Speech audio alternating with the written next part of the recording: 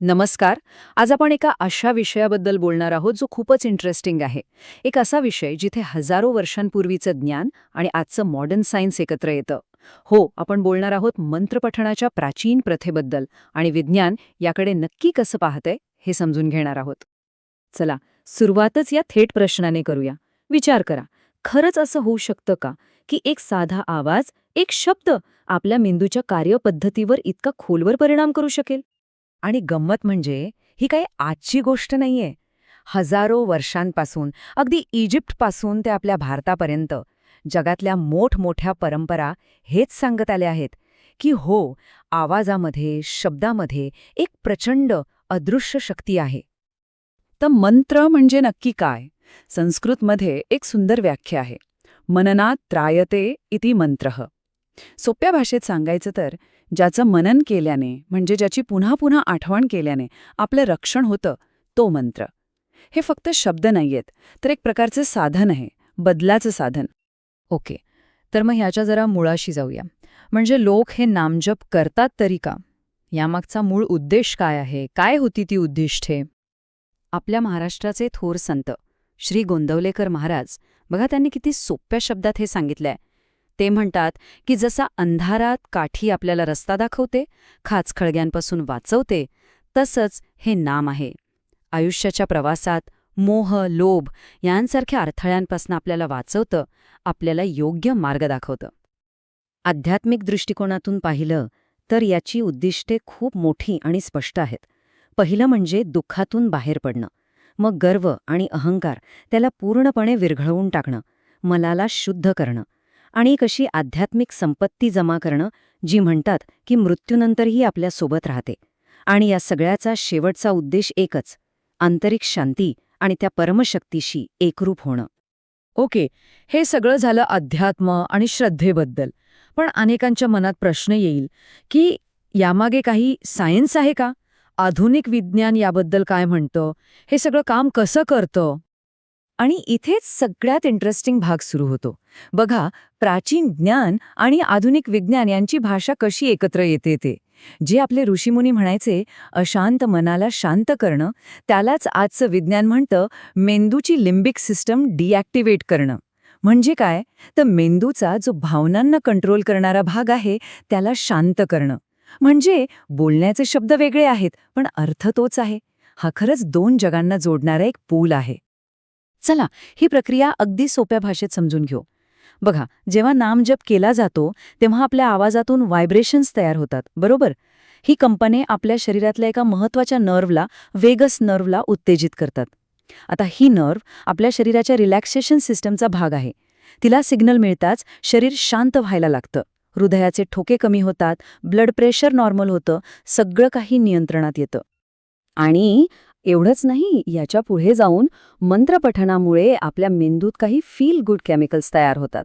तुम्ही ऐकलं असेल, डोपामाइन, सेरोटोनिन, ऑक्सिटोसिन ही तीच रसायनं आहेत जी आपल्याला आनंदी, समाधानी आणि रिलॅक्स फील करून देतात. आणि हा एक खूपच महत्त्वाचा मुद्दा आहे.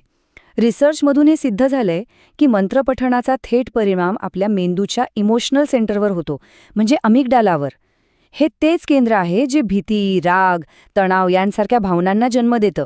आणि नामजप काय करतो? तो या केंद्रालाच शांत करतो, ज्यामुळे भावनिक स्थिरता आपोआप वाढते. चला, आता हे सगळं झालं थिअरीबद्दल. आता काही प्रॅक्टिकल उदाहरणं बघूया.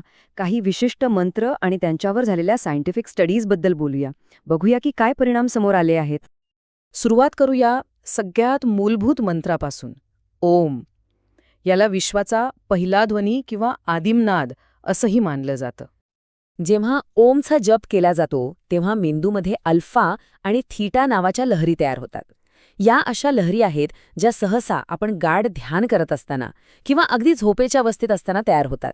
याने फक्त रिलॅक्सेशन मिळत नाही, तर मेंदूची स्वतःला बदलण्याची क्षमता, ज्याला न्यूरोप्लास्टिसिटी म्हणतात, ती सुद्धा वाढते. आणि याचा थेट परिणाम काय होतो तर आपलं कॉन्सन्ट्रेशन आणि मेमरी सुधारते. आता पुढचं उदाहरण घेऊया गायत्री मंत्राचं. हा मंत्र बुद्धी आणि ज्ञानासाठी प्रसिद्ध आहे आणि यावर तर खूप संशोधन झालेलं आहे. अनेक अभ्यासांमध्ये हे अगदी स्पष्टपणे समोर आलं आहे की गायत्री मंत्राच्या नियमित पठणाने अँक्झायटी, डिप्रेशन आणि स्ट्रेस म्हणजे चिंता, नैराश्य आणि तणाव या तिन्ही गोष्टींमध्ये लक्षणीय घट दिसून येते. हा जो तक्ता आपण पाहतोय तो हेच दाखवतोय की याचा किती पॉझिटिव्ह परिणाम होतो. आता एक जरा वेगळं आणि आश्चर्यकारक उदाहरण बघूया. महामृत्युंजय मंत्र हा साधारणपणे आरोग्यासाठी आणि दीर्घायुष्यासाठी ओळखला जातो. पण व्यावसायिक ड्रायव्हर्सवर केलेल्या एका अभ्यासात असं दिसून आलं की याचा उपयोग सतर्कता वाढवण्यासाठीही होतो. आणि या अभ्यासाचा जो निष्कर्ष होता ना तो खरंच थक्क करणारा होता. फक्त 2 महिन्यांच्या नियमित सरावानंतर त्या ड्रायव्हर्सचा रिॲक्शन टाईम म्हणजे धोका ओळखल्यावर प्रतिक्रिया देण्याचा वेळ जवळपास 50% कमी झाला. याचा अर्थ काय तर त्यांची सतर्कता आणि रस्त्यावर लक्ष देण्याची क्षमता अक्षरशः दुप्पट झाली. विचार करा हे किती महत्त्वाचं आहे. तर या सगळ्या माहितीच्या आधारे आपण आता एका अशा टप्प्यावर आलो आहोत जिथे आपण या दोन्ही गोष्टींना म्हणजे आध्यात्मिक दावे आणि वैज्ञानिक पुरावे यांना एकत्र जोडून पाहू शकतो. ही शेवटची सारणी बघा. हे आपल्या आत्तापर्यंतच्या चर्चेचं जणू सार आहे. एका बाजूला आहेत हजारो वर्षांपासूनचे आध्यात्मिक दावे आणि दुसऱ्या बाजूला आहेत आधुनिक विज्ञानाने सिद्ध केलेले निष्कर्ष. जेव्हा अध्यात्म म्हणतं मनाची शुद्धी होते तेव्हा विज्ञान सांगतं की मेंदूच्या लिंबिक सिस्टममधली ॲक्टिव्हिटी कमी होते. जेव्हा अध्यात्म म्हणतं दुःख कमी होतं तेव्हा विज्ञान सांगतं की स्ट्रेस हार्मोन्स कमी होतात. म्हणजे भाषा वेगळी असली तरी गोष्ट एकच आहे. यावरून एक गोष्ट स्पष्ट होते की मंत्रपठण ही केवळ एक धार्मिक किंवा भावनिक गोष्ट नाही, तर ती एक पद्धतशीर कॉग्नेटिव्ह प्रॅक्टिस आहे. म्हणजे मेंदूसाठी केलेला एक व्यायाम आहे. आणि आजच्या काळात जिथे आपण मानसिक आरोग्यासाठी सायंटिफिक उपाय शोधतोय तिथे हजारो वर्षांचं ज्ञान आणि आजचं विज्ञान हातात हात घालून उभा आहे.